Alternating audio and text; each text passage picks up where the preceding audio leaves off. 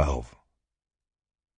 6 days before the Passover, Jesus therefore came to Bethany, where Lazarus was, whom Jesus had raised from the dead. So they gave a dinner for him there. Martha served, and Lazarus was one of those reclining with him at table.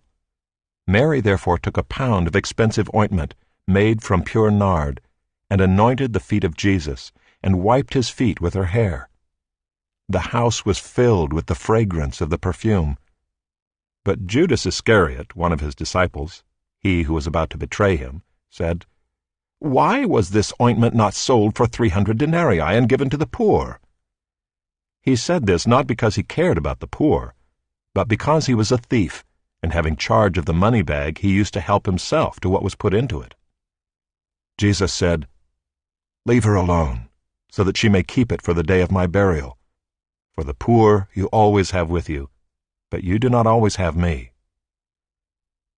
When the large crowd of the Jews learned that Jesus was there, they came, not only on account of him, but also to see Lazarus, whom he had raised from the dead. So the chief priests made plans to put Lazarus to death as well, because on account of him many of the Jews were going away and believing in Jesus. The next day the large crowd that had come to the feast heard that Jesus was coming to Jerusalem.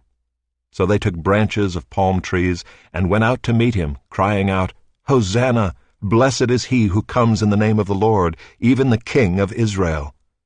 And Jesus found a young donkey and sat on it, just as it is written, "Fear not, daughter of Zion. Behold, your king is coming, sitting on a donkey's colt." His disciples did not understand these things at first, but when Jesus was glorified, then they remembered that these things had been written about him and had been done to him. The crowd that had been with him when he called Lazarus out of the tomb and raised him from the dead continued to bear witness. The reason why the crowd went to meet him was that they heard he had done this sign. So the Pharisees said to one another, "You see that you are gaining nothing. Look, the world has gone after him."